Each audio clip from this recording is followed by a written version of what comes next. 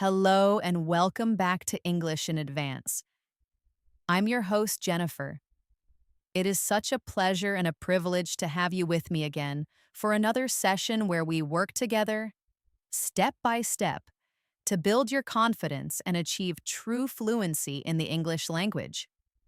Today, we are going to embark on a journey through a topic that is, without exaggeration, the very essence of our daily lives, and therefore, the absolute foundation of everyday, real world conversation.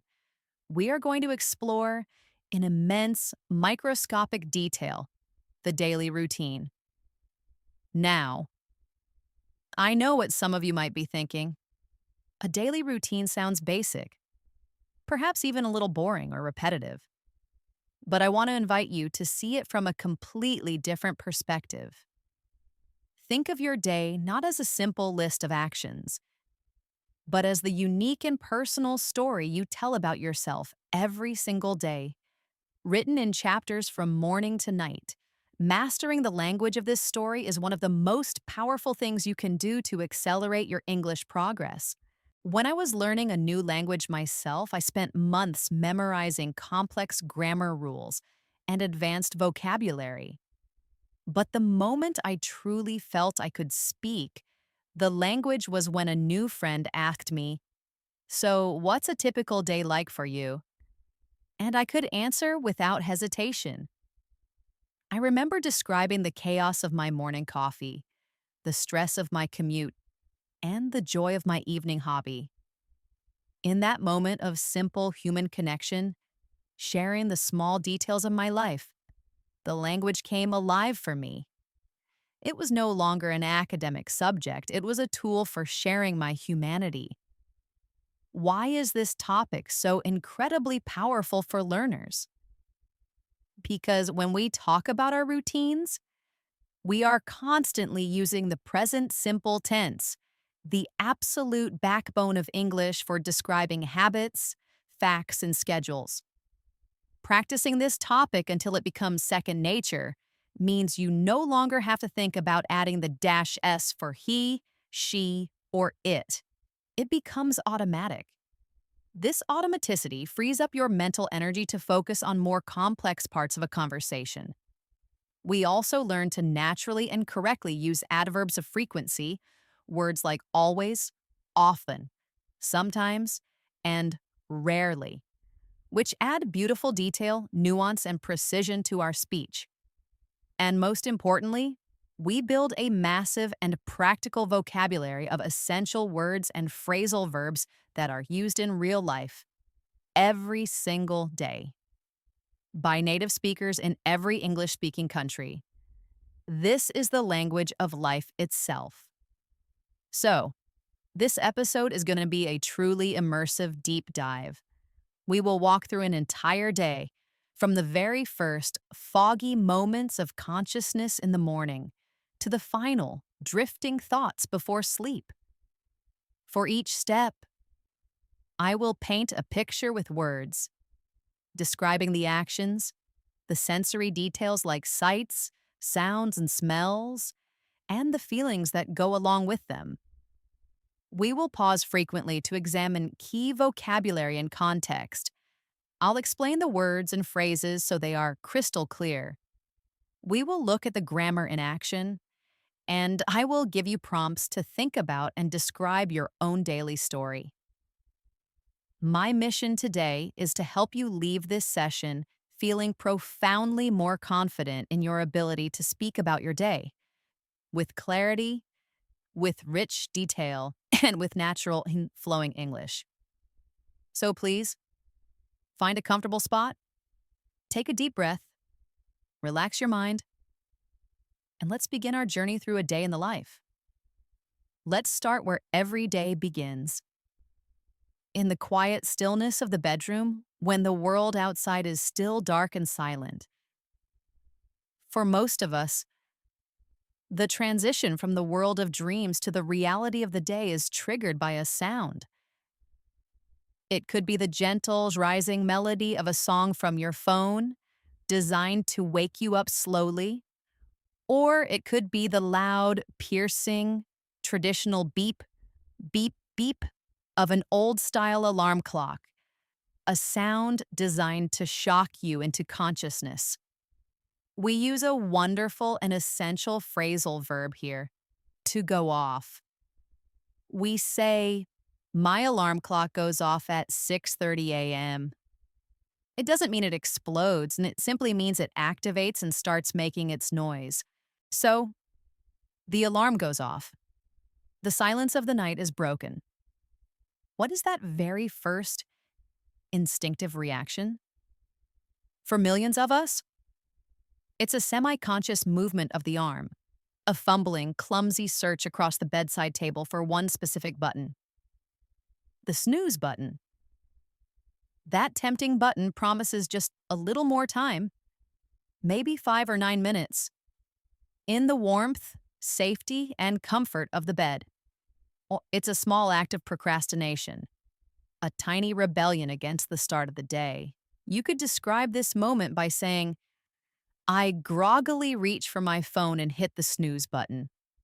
To be groggy is to be in that state between sleeping and being fully awake. You feel slow, heavy, and maybe a little confused or disoriented. Your eyes might feel heavy and difficult to open, and we often use the verb to hit for buttons. I hit snooze at least 3 times every morning. This is a common habit for people who are not early birds. An early bird is someone who loves the morning and has a lot of energy at the start of the day. The opposite is a night owl, someone who prefers to stay up late and struggles to wake up early. Of course, not everyone is a snoozer. Some people are true morning people.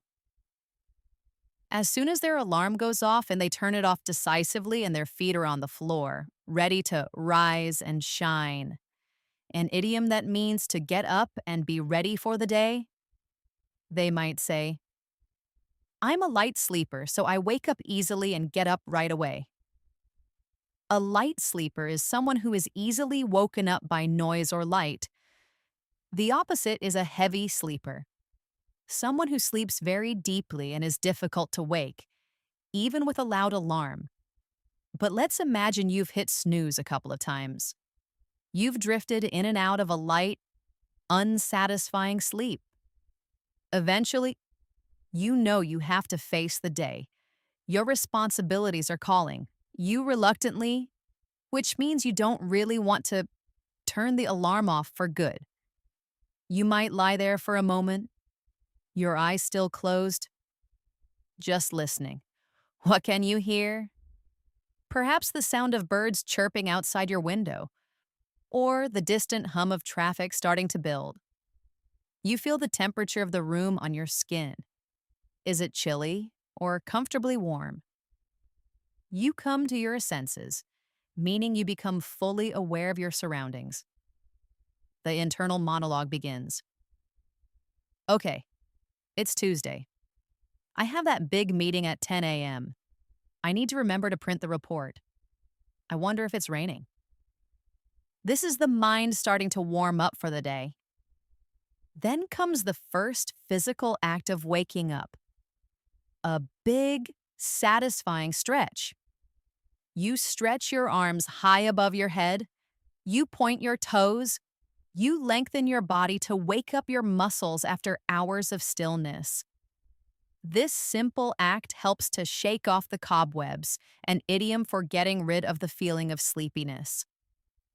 Then, you slowly swing your legs over the side of the bed and sit up. You might rub your eyes to clear your vision. The world is still a bit blurry. Finally, you stand up and get out of bed. Remember that key difference. To wake up is when your mind becomes conscious. To get up is the physical act of leaving your bed. You might wake up at 7 a.m., but spend 10 minutes checking the news or social media on your phone before you actually get up at 7:10 a.m. This is a very modern part of the routine for many people. The gentle blue light from the screen illuminates your face in the dark room. The weekend morning, of course, is a completely different story. On Saturday, you might sleep in, which means you sleep later than usual. There is no piercing alarm, only the gentle morning light telling your body it's time to wake. You wake up naturally, following your own body clock. You might have a long, leisurely stretch and stay in bed reading or just enjoying the quiet. There is no rush, no schedule to follow. Now, let's pause and really solidify the grammar here. The present simple is our star player. The alarm goes off. I hit the snooze button. He gets up immediately. Notice that for he, she, or it, the verb gets ands or e's at the end. This is a crucial rule you must remember. I wake, but she wakes. You stretch, but he stretches. We also saw the adverbs of frequency. Always, usually, often, sometimes, rarely, never. These typically come before the main action verb. I often dream. She rarely hits snooze. But a very important exception. They come after the verb to be. I am always tired. He is never late. Let's have our first practice moment. Think about your own experience of waking up. Are you an early bird or a night owl? What are the first sounds you hear? Try to form 3 or 4 sentences describing your wake-up routine and then contrast it with your weekend routine. For instance, during the week, my alarm usually goes off at 7 a.m. I am definitely a night owl, so I always hit the snooze button. However, on weekends, I love to sleep in until 9 or 10 o'clock. Go ahead. Try to say it out loud. Feel the words. So, you are on your feet. The next destination for most of us is the bathroom. First thing, I head to the bathroom. You might stumble a little, still shaking off sleep. If you live with other people, this part of the morning might involve some negotiation, especially if you have a shared bathroom. You might hear someone already in the shower and have to wait. Someone might be hogging the bathroom, an informal phrase meaning they are using it for a very long time. You might have to knock gently on the door and ask, "Will you be long?" It requires patience and consideration. Once inside, a whole sequence of smaller routines or rituals begins. After using the toilet, you'll probably go to the sink. You turn on the tap, or the faucet in American English, and you wash your hands with soap and water, lathering up before you rinse them clean. To lather up means to rub the soap with water to create a foam of bubbles. Next up is dental care, or oral hygiene. This is a non-negotiable part of the routine for most.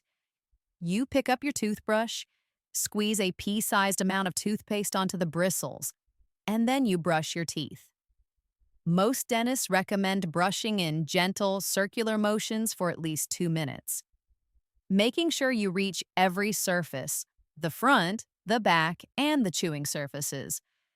When you're done, you spit out the foam and rinse your mouth thoroughly with waters. Some people also use dental floss, a special thread, to clean the tight spaces between their teeth where a toothbrush can't reach, and then finish with a swish of mouthwash for extra fresh breath and to kill germs. That clean, minty feeling is a real sign that the day has started.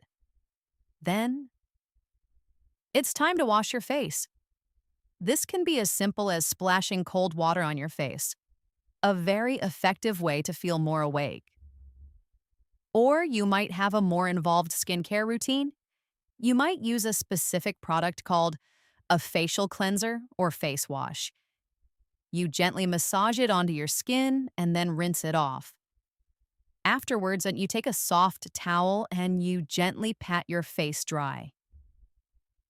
Patting is better for your skin than rubbing it hard. For some, this is followed by applying other products from their collection of toiletries. Perhaps a toner to balance the skin. a serum for specific skin concerns like dryness or blemishes, and finally, a moisturizer to hydrate the skin and keep it from feeling dry throughout the day. For many men, the morning routine might also include shaving. This involves applying shaving cream or gel to create a lather, and then carefully using a razor to remove stubble for a smooth finish. This is often followed by a splash of aftershave. A significant part of the morning for many is taking a shower. You can take a shower or have a shower. Both are correct. You step into the shower cubicle or bathtub and turn on the water, adjusting the temperature until it's just right, not too hot, not too cold. The feeling of the warm water running over your body is a wonderful way to start the day. The steam fills the small room, fogging up the mirror. The shower is often a private space for thinking. Many people find they do their best thinking in the shower, planning their day or coming up with new ideas without any distractions. In the shower, you use shampoo to wash your hair, working it into a lather, and perhaps a conditioner to make it soft and easy to comb. For your body, you use a bar of soap or a liquid body wash. After you've rinsed all the soap off, then you turn off the water and step out onto the bath mat. You grab a large, fluffy towel and dry yourself off. Then you might wrap a towel around your waist or body or slip into a comfortable bathrobe. Some people prefer a bath, filling the tub with hot water and maybe some bubble bath for a more relaxing, less hurried experience, though this is usually reserved for weekends when there is more time. Let's think about all that rich vocabulary. Nouns like faucet, bristles, dental floss, moisturizer, razor, toiletries, bathrobe, and all those wonderful verbs: to turn on, to squeeze, to lather, to rinse, to splash, to pat, to shave, to apply, to adjust. Now, describe your own bathroom routine. What are the essential steps for you? After I get up, I always use the toilet and wash my hands. Then I brush my teeth and use mouthwash. I sometimes take a shower in the morning, but I usually prefer to shower at night because it helps me relax before bed. Try to be specific, clean, fresh, and fully awake. It's time to choose your identity for the day through your clothes.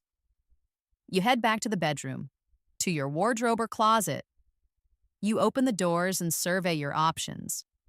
What guides your choice? It's often a combination of factors. First, the weather. You might glance out the window or check a weather app on your phone. It looks like a rainy day. I'll need a jacket and an umbrella. Second, your schedule. I have an important presentation today, so I need to look professional and feel confident. I'll wear a smart blouse and trousers. Or, it's Friday and we have a casual dress code, so jeans and a t-shirt will be fine. A dress code is the set of rules about what is acceptable to wear at a particular place or event. Third, your mood. I feel a bit tired today, so I'll wear my bright yellow sweater to cheer myself up. Sometimes the first choice isn't the right one. You might try on an outfit, look in the mirror, and change your mind.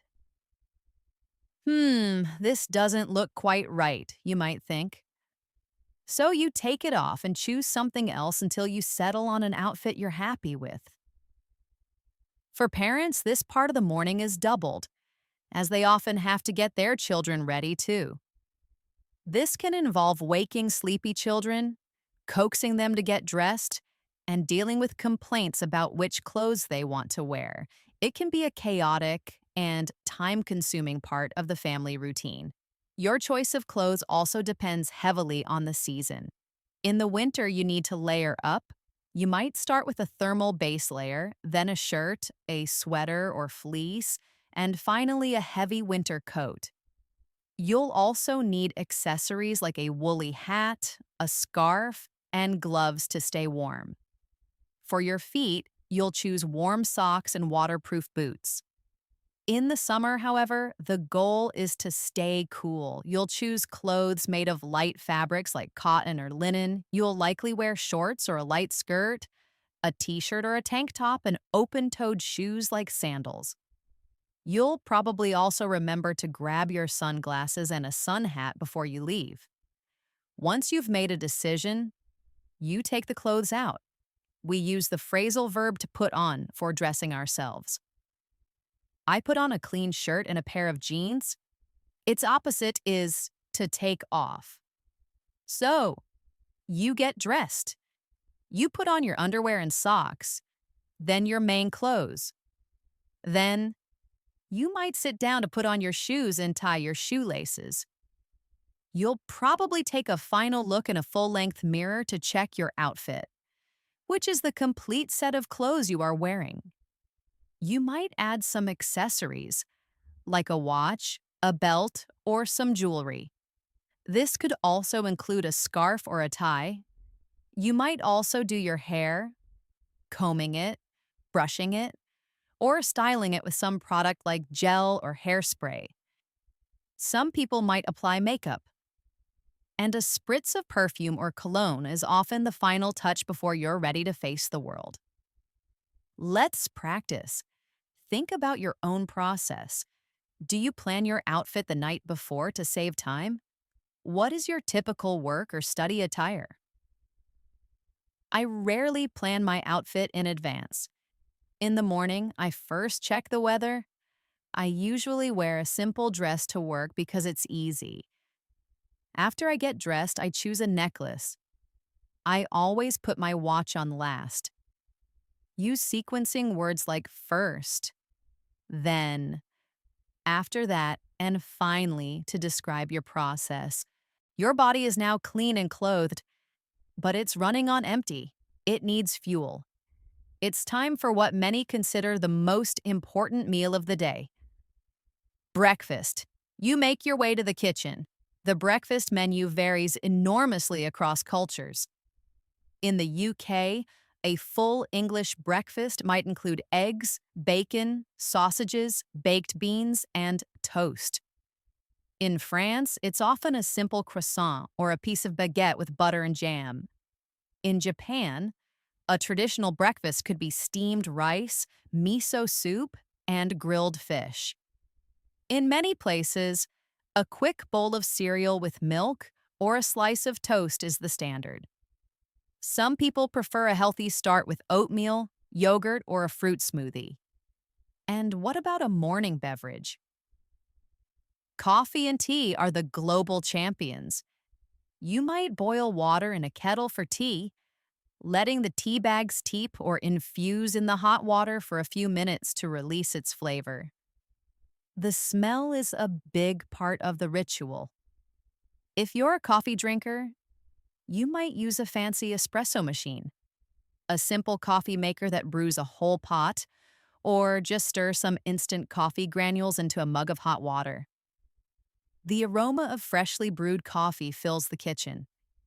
You might drink it black with nothing added, or add milk, cream, sugar, or a sweetener.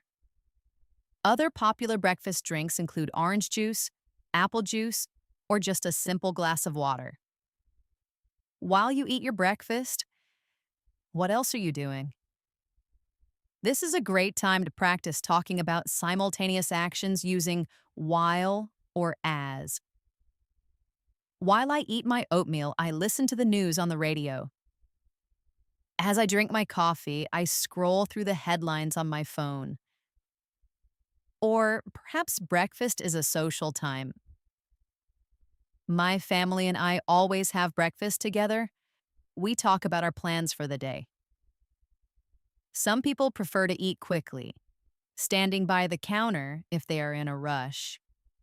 We call this eating on the go. Others prefer to sit down and savor their meal, eating slowly and mindfully. After breakfast, there's the immediate cleanup. You might rinse your plate and put it in the dishwasher or wash it by hand. You wipe up any crumbs from the counter and put the milk and butter back in the fridge. So, what is your typical breakfast? Describe not just what you eat, but the process of making it. I'm not a big breakfast person. I usually just have a yogurt and a banana. While I'm eating, I like to check my personal emails on my laptop. On weekends, however, my routine is completely different. I love to make a big batch of pancakes for my family. The contrast between weekday and weekend routines is a great thing to talk about. With breakfast consumed, it's time for the final preparations before heading out. This is a crucial stage where forgetting something can affect your whole day. You need to pack your bag. You do a mental checklist. Laptop? Check. Notebooks? Check. Phone, wallet, keys? Check. Check, check, check. We often say, I make sure I have everything before I leave. You might also pack a lunch you prepared earlier or grab a water bottle. You put on your coat or jacket and your shoes. You take one last look around. You might say goodbye to your family members or give your pet a pat on the head. Then, you open the front door, step over the threshold, pull the door closed behind you, and unlock it. You are now officially on your way. Your morning routine is complete. The next chapter of our day is the journey to work or school, a process known as the commute. The nature of the commute can define your mood for the rest of the day. If you drive, you get in your car, fasten your seatbelt, and start the engine. You might have a smooth journey, or you might get stuck in a traffic jam, inching forward slowly. This is rush hour, the busiest time on the roads. Many people rely on public transport. You might walk to the bus stop and wait in a queue or line for the bus. When it arrives, you get on, find a seat, and pay your fare or tap your travel card. The same applies to the train, tram, or subway. You get on at your stop and you get off at your destination. The commute on public transport can be a time for yourself to read a book, listen to a podcast like this one, or simply people watch. Some people have a more active commute. They might walk, jog, or cycle to work, which is a fantastic way to incorporate exercise into the daily routine. Upon arrival, your workday begins. You walk into the building, perhaps greet the receptionist, and head to your workspace. The first few minutes are a ritual. You take off your coat, put your bag down, turn on your computer, and wait for it to boot up. While it's loading, you might go and make a coffee and say good morning to your colleagues. You might have some small talk about the weather or what you did last night. A typical day in an office involves a variety of tasks. You will likely spend a significant amount of time managing your email inbox, reading new messages and replying to them. You might have to write reports, analyze data in a spreadsheet, or prepare a presentation. A big part of modern work is collaboration, so you might have meetings with your team to discuss projects and brainstorm ideas. You will also make and receive phone calls or video calls. For a student, the day is structured by a timetable of classes. You move from one lecture to another, listening attentively to the professor, taking notes, and participating in discussions. Around the middle of the day, a welcome pause arrives, the lunch break. This is typically an hour long. You might eat a packed lunch from home at your desk, or you might go to the company canteen or cafeteria. A popular option is to go out with a few colleagues to grab a bite to eat at a local cafe. a great way to socialize and clear your head before the afternoon session. Let's practice this segment. Describe your commute and the beginning of your workday. My commute is quite long. I take a bus and then a train. It takes over an hour.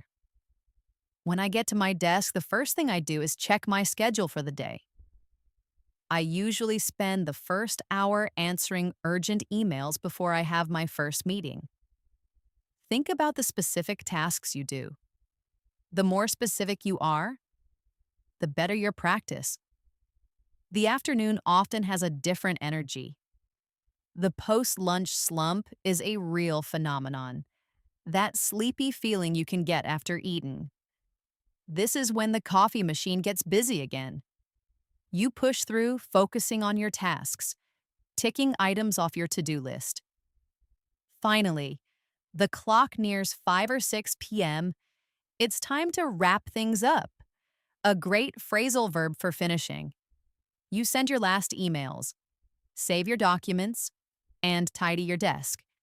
You shut down your computer, pack your bag, say your goodbyes, and head for the door. The workday is done. The evening commute begins, often during the evening rush hour. On the way home, you might need to run some errands, those small but necessary tasks. You might need to stop by the supermarket to pick up some groceries for dinner. Or you might need to go to the pharmacy or the post office. You finally arrive home, unlock the door, and step inside. That feeling of closing the door on the outside world is a moment of pure relief. The first symbolic act of transitioning from work life to home life is often changing clothes. You take off your formal work attire and put on something comfortable and casual, like sweatpants or leggings. This simple action tells your brain it's time to unwind and relax. You might drop your keys in a bowl by the door and collapse on the sofa for a few minutes to decompress, to let go of the day's stress. As the evening progresses, it's time for dinner. Someone has to prepare the meal. Perhaps you enjoy cooking. The process of chopping vegetables, the sound of onions sizzling in a pan. Or maybe you and your partner take turns. Once dinner is ready, you set the table with plates and cutlery. Dinner can be a quiet meal or a lively time for the family to gather and share stories about their day. A crucial moment of connection. After the meal comes the chore that nobody loves. Doing the washing up. You either load the dishwasher or wash the dishes by hand in the sink. With the kitchen clean, the rest of the evening is your own. This is your leisure time. What do? Many people relax by watching television, catching up on their favorite series, or watching a movie. Others prefer the quiet company of a book, curling up on the sofa with a good novel. You might dedicate this time to a hobby, like playing the guitar, painting, or doing a puzzle. The evening can also be for socializing. You might have friends over for a chat, or you might go out to meet them. Sometimes the evening is for practical tasks or chores, like doing the laundry or tidying the house. As the hour gets later, you start to feel sleepy. It's time for the final routine. Getting ready for bed. This wind-down routine is important. You might do a quick tidy up. Then you head to the bathroom to brush your teeth and wash your face. You change into your pajamas. Back in the bedroom, you might read a few pages of your book to help your mind settle down. Many people try to avoid screens before bed. The very last action is to set your alarm clock for the next morning, bringing the day full circle.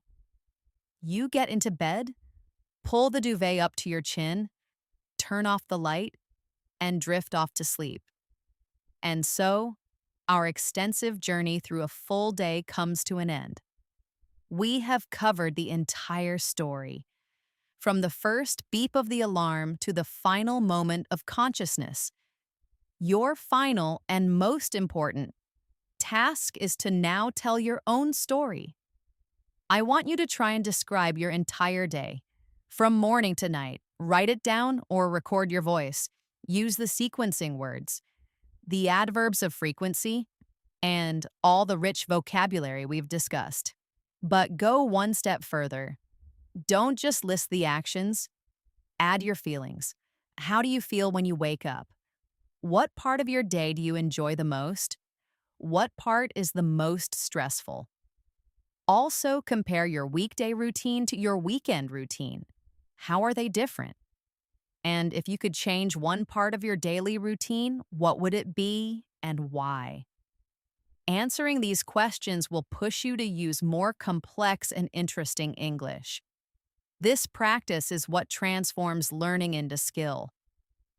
Thank you for joining me on this incredibly detailed journey. I hope you now feel empowered with the language to describe your daily life with confidence and rich detail.